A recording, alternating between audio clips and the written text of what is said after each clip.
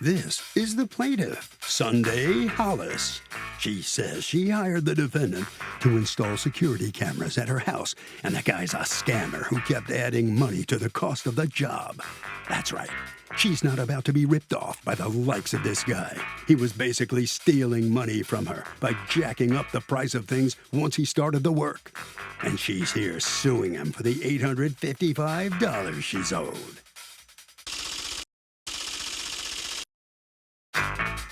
This is the defendant, Andre. He says the plaintiff kept adding additional work, and he ordered the parts for her. Then she changed her mind and started whittling the work down. She also started making passes at him, but he rebuffed them to keep things professional. That's when she started demanding he give her a refund for the whole job. He just wants to be done with this lady for good and isn't giving her any money back. He's accused of not being interested. All parties, please raise your right hands. Welcome back to the People's Court. Next case on the docket. The plaintiff says that she hired the defendant to put security cameras all around her house, says the guy scammed her, did a terrible job. But the defendant says the woman kept changing her mind about what she wanted. He ordered all the parts for her. She's not refunding anything. It's the case of a burglar's dream. Thank you, Douglas. Okay, Ms. Hollis, you are suing your former handyman, Mr. Andre, for $855 you feel he owes you. Tell me why. Okay, so I came to know Andre from someone that knows us mutually. Okay, someone who And with recommended that him? person- Right. Okay. So that person was telling me, well, I know someone that can do the work that you want to have done around your house. I said, okay, cool. And I said, initially I wanted 4 security cameras put around my house, 1 on each side of the house, right? So he said, yeah, I can do that. I said, okay, fine. So I asked him, how much was he going to charge me? He said, $85 per camera. Okay, cool. So when he came out to start the work, he told me I need to go buy materials. I said, okay. He said, give me $150 for that. I zilled him $150 for materials, right? What were He the said- materials? He told me that since the cameras had to be hardwired, he needed to buy the wiring. Okay. That's all he said to me was wiring. All He right. didn't say anything else. So he came back with the parts and he goes, do you have a ladder? And I go, yeah. And so he says, well, how tall is it? I said, I'll show it to you. Showed him the ladder. I need a taller ladder than this. And I said, well, I have no way to transport a taller ladder here. So he says, well, I can go to Home Depot because they have some that can unfold and refold and all this kind of stuff, and they'll get longer and longer and longer, and I can get that. And I said, okay, fine. So he went to Home Depot.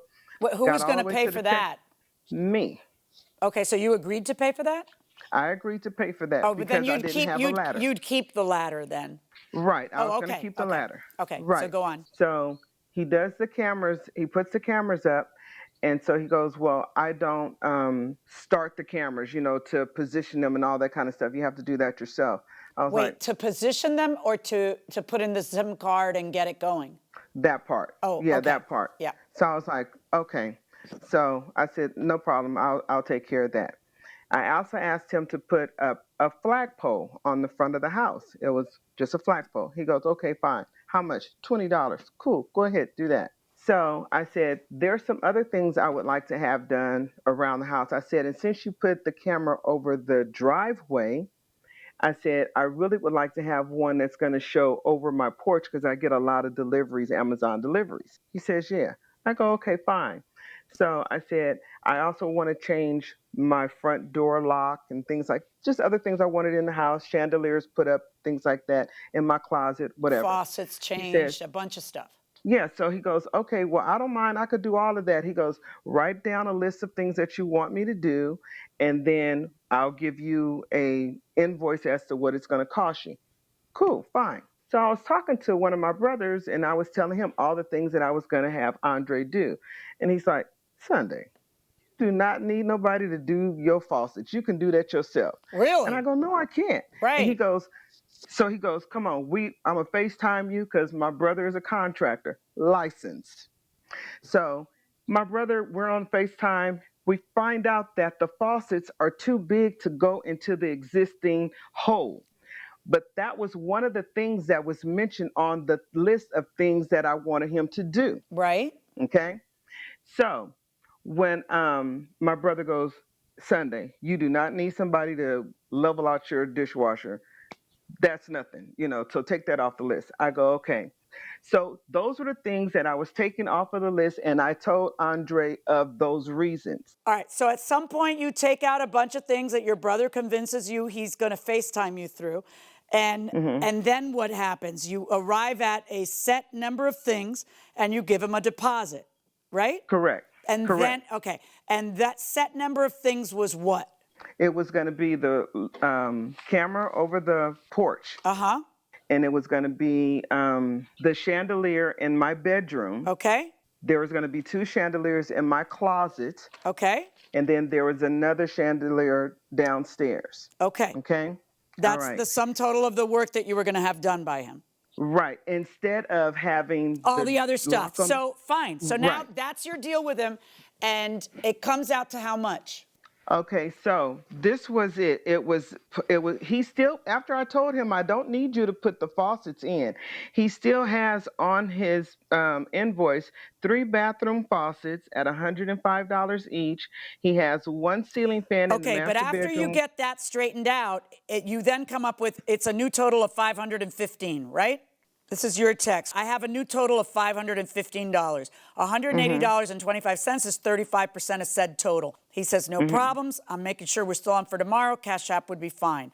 I just Cash Apped you. Then I've changed my mind. You change your mind again about the wall sconces. And then you show the lights for the master bathroom. They're so small, I'm going to return these. All right, so she sends you $180.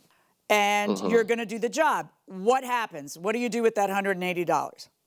I went to go get the wiring for the porch camera. I bought a ceiling box to hold the ceiling fan, a security box for it. Okay, whatever it is you bought, you have no receipt for, so you can't prove to me you bought it? No, ma'am, I do not. Let's go over what the lawsuit is. Ms. Hollis is suing you. $150 refund of monies paid for parts in the first job. Why should I order him to refund that to you, Ms. Hollis, if he said, either way, whether it's your version or his version, let's go with yours, the parts will be $150, and you say, okay, why should I order him to refund the parts? You agreed to it. Right. I paid for the parts. And if there's anything left over from those parts that I paid for, I should have them. Did you ask He for did them? not say, yes, I did. I asked him, I said, are these going to be mine? These things here in the bag? We're in the garage. And he goes, oh, no, that's my stuff. And I go, oh. He didn't give me anything that he supposedly bought. He did not give me he even gives a you, receipt. I understand. He gives you a price. It's not like you said, hey, I'll pay you $10 for your, or $50 for your troubles. You go to Home Depot, give me the receipt, and I'll pay for the items on the receipt. Like, it's not, that wasn't the deal you struck. He just said, 150, you said, okay. So if that's your contract, I enforce your contract. I'm not going to order him to return that. The $20 for the flag mount, the $20 for the flag mount, what happened with the flag mount? When he put the flag mount up, he used drywall screws on a stucco home. Okay. That was the wrong kind of screw to use. And he didn't back it with silicone. So therefore, the flag fell off. Okay. And there's no silicone to keep water coming in and damaging the house. Okay. And I showed you a picture of those. Right. All right, I get that. Now, $25, money's to repair the security camera. Why? What happened to the security camera? One of the security cameras that he mounted, he stripped the screw that you need to go into to set it, the recording chip or whatever it is. In order to get into there, there's a little 2 screws that you have to open up. Well, in his mounting of them, he stripped the screw. But you can only strip a screw if you're opening something. Exactly. Why is he opening up? If he's not responsible for programming any of this, then why is he opening up the SIM card container? Exactly. But no, he wouldn't be. That's why I'm not understanding. Okay, that's what I'm trying to explain to you. Before he told me he wasn't gonna start the Program SIM it. cards and all that stuff, he said that after he came down, he goes, "I don't do that," and I was like, "Oh, No, okay." I know. So how So, could but it he was have stripped already the screw? because he tried to get the SIM card out of it. What? Okay, what happened there, Mr. Andre? Okay, when I install security cameras or ring programs, I do not even touch the compartment where the SIM cards are. I never even touch those screws. Okay. According to you, you think that what's going on here is that she's sweet on you. Tell me about that. Well, the odd hour phone calls, sending me text messages talking about she misses my voice. But that wouldn't be a reason to lower the amount of work. That would be a reason to give you more work. Well, when everything came down to, well, just come up here to install 2 lights over the vanity, which only came up to $25 each because I'm just replacing lights there. Yeah, but she had also mentioned some chandeliers too, right? Yes, in the last one. But then the last conversation we had, she just wanted me to do the vanity lights. That was the last Nothing for conversation free. after the estimates that she had brought down. So at that point, it was, Not worth it. yeah. She's a hour, 15 hour and a half minutes away from me, Right. and just in gas, it wouldn't even be worth it to go up there for $50. So then I had informed her, well, let me check with some of my other customers that I have in that area to see if I can schedule you after them. But she wants you to return the $180 because, well, the reason is every time you talk to your brother, he tells you it's something you can do, which is fine. It's just that she wants you to refund her deposit of $180 because in the end you didn't do any of that work. And what's your defense to that? It kept changing the times, and then it just became, well, basically kept changing the scope of the work and whittled it all the way down to, basically I would have went up there and owed her money. Okay, first of all, I found the text you're talking about. Did you or your grandson use the tub yet? Yes, he did the same night. I haven't. Well, what's taking you so long? You say, I like hearing your voice. Texting is not my favorite. Is that you saying that, or is that her saying that? That's her saying that. Holla when you miss me. Was that also you? Holla when you miss me? That was me. Why are you saying holla when you miss me to your contractor? He went on a fishing trip. Okay. Okay, and he said he's going to be getting some kind of fish, and we talked about different kinds of fish in the sea and where he's fished before and how fishing is such a hobby of his and blah blah blah blah blah. And I was like, oh, okay. I said, well, holla when you miss me. That's all that was. We talked about the fact he was going to be going to Hawaii. Let's talk about, like, okay, let's listen. She thinks that you should return the 180 because you didn't spend any money on supplies, since she hasn't seen any receipts. She said to you, look, if you did spend money on supplies, just give me the supplies and the receipt and I'll return them, and that way I'll be made whole. Because you at some point say, I'm not driving over there for just this little job, right? You say that. Yes, ma'am. Okay, so if you're not driving over there for just this little job, why are you keeping the 180? If she said, well, he's got to do the job, and you say, no, that's not what we discussed. I was supposed to get more money and do the whole job.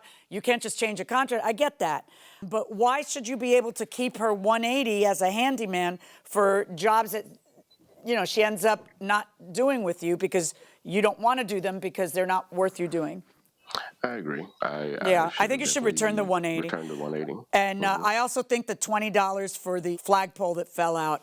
I'd like to understand the $480 money for lost wages. And so you want $480 because that's the time it took you to put together your case or something? Yes, because I was not available for 2 people that I care for, 2 family members that I care for. I was not available for either of them for me to go and file the case. Okay. Yeah, no, that's not a compensable expense. I am going to order him to return the 180. And the 20 for, no, we're done. And the 20 for the flagpole for a total judgment in favor of the plaintiff in the amount of $200, and we're done. Thank you.